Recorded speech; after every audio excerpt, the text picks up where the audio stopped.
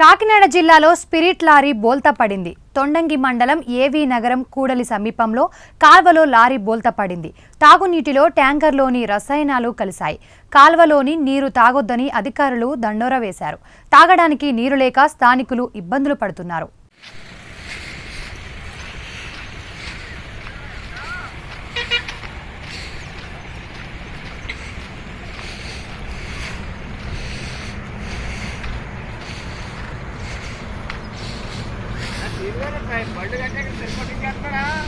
ఏడా డ్రైవర్ ఏంటి?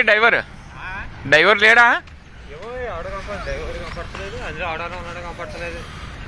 అద్దం పగలు కూడా వచ్చేసాడంటే అద్దం పగలెట్టుకుని వచ్చేసాడా?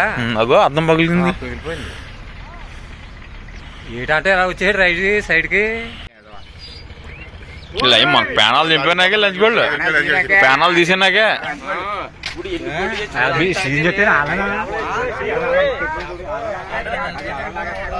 అదే మరి పోదా